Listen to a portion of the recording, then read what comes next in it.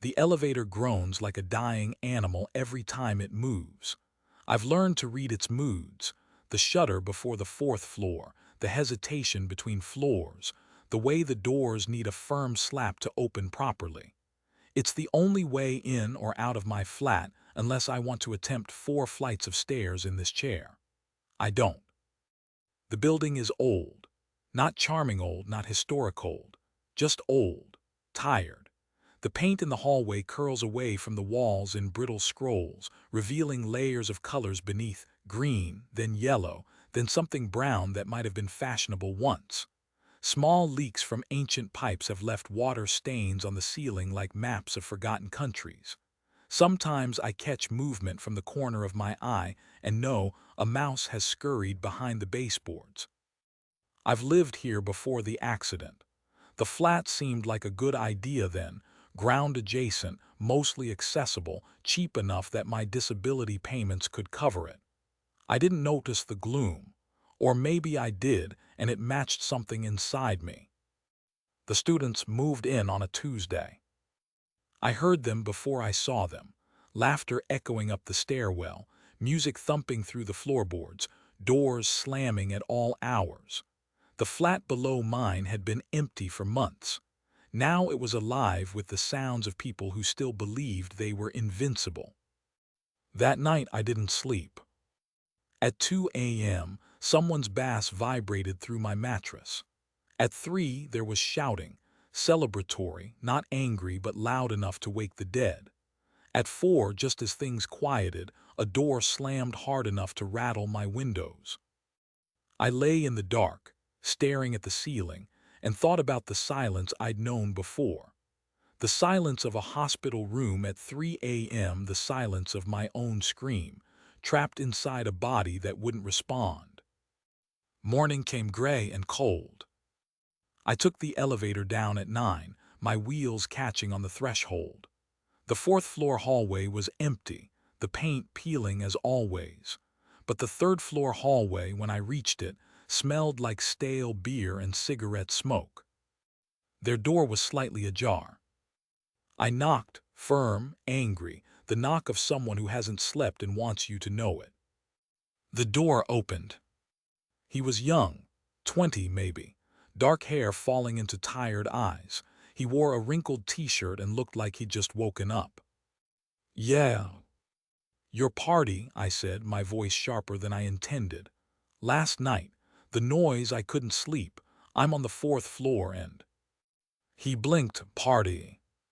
Don't play innocent. The music, the shouting, the—" "I just got back." He ran a hand through his hair. "Train from my hometown, got in at 6 this morning. I haven't even been inside this flat since Sunday." He glanced behind him at the mess visible through the doorway. "Looks like they had fun without me." I stopped. The anger drained out of me, leaving exhaustion in its place. "Oh." "Yeah," he leaned against the doorframe. "Look, I'm sorry. My flatmates are assholes. I'll talk to them," but he hesitated. "You look like you could use coffee. I just made some, if you want." I should say no. Go back upstairs, close my door, retreat into my silence. But the coffee smells good, and I'm so tired, and his eyes are kind. "Okay," I say. His name is Janus. He's studying architecture, hates his flatmates, and makes coffee strong enough to strip paint. We sit in the messy kitchen, my wheelchair at the end of a scarred wooden table, and talk for an hour. "You live alone?" he asks. "Yes." "That's—" he stops, seems to reconsider. "I mean with the chair, is it—" "Sorry, that's rude. Forget I asked." "It's hard sometimes," I say, "but I manage." He nods, doesn't push. I appreciate that. When I finally leave, he helps me with the elevator door.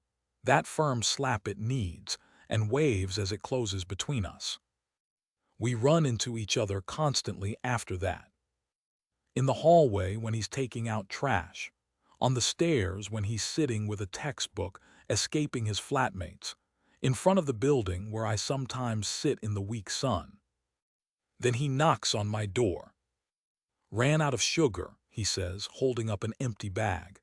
Baking experiment gone wrong, you have any? I do, I give it to him. He stays for tea. A few days later, I knock on his. My shelf, I say, saying it's the one in my kitchen that has fallen down. You mentioned you had tools. He fixes it in 10 minutes, stays for dinner. The noises continue. Parties from other flats. Renovation sounds, drilling, hammering, the screech of metal at odd hours. I start investigating. First, the noises came from the flat above mine, but when I got there, I saw has been empty for years, sealed off by the city. The one beside it, the tenants claim to be at work during the times I hear the sounds. I don't understand, I tell Janus one evening, frustration bleeding into my voice. I hear them. I /hear them, but no one's there. He leans against my kitchen counter watching me. Maybe it's the building. Old places make sounds, pipes settling. This isn't settling. I wheel past him, agitated. It's music, it's people working, I stop. You think I'm crazy. I think you're alone too much. He says it gently, not cruel. I think your brain is looking for patterns, and sometimes it finds them where they don't exist. I want to argue, but I'm so tired. So tired of the noises, the sleepless nights, the memories that creep in when I least expect them. He crosses the small space, kneels beside my chair. His hand covers mine, warm and solid. Clara, I'm not saying you're wrong. I'm just saying, maybe let me help you figure it out, together. I look at him, his earnest face, his messy hair, his willingness to kneel on my dirty floor just to be at my level. Together, I say. He nods. And then, because the space between us has grown too small for anything else, I lean forward and kiss him. It's quiet, hesitant at first, but then we just lose ourselves in it. I spent so long thinking about my scars, about the chair, about what he could possibly see in me. But in that moment, I finally accept things as they are. Just two people holding onto each other in the gray afternoon, trying to feel less alone. Afterward, I lie with my head on his chest, listening to his heartbeat slow. Thank you, I whisper. For what? For not making me feel crazy. He kisses my hair. You're not crazy, you're just dealing with a lot. I close my eyes, let myself rest in the warmth of him. He leaves when the evening comes, kissing me at the door, promising to return. I wheel back to my bedroom, meaning to change the sheets, meaning to start dinner. But something stops me. A sound, faint but unmistakable. A song. I know it. Know the opening chords, the rhythm, the way the guitar builds. It's playing somewhere below me, above me, inside my walls. I can't tell. And suddenly, I'm not in my flat anymore. I'm in the car. The sun is in my eyes. My hand is reaching for the radio, turning it up because I love this song. And then, metal screaming, glass exploding, the world turning over and over and the song stops. I sit in my bedroom, shaking, the memory receding like a wave. The car radio, that's what had been playing that day, just before. I wheel into the hallway, heart pounding. The building is silent, but in my mind other sounds are surfacing. The drilling, the hammering, the screech of metal. Not renovations.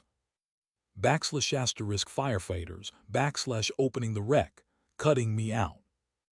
The noises weren't parties. They weren't renovations. They were memories, trapped in this old building's bones, bleeding through the walls like water through a leaky pipe. I sit in the dim hallway, the paint curling around me, and for the first time in 3 years I understand. I haven't been hearing the building. I've been hearing myself.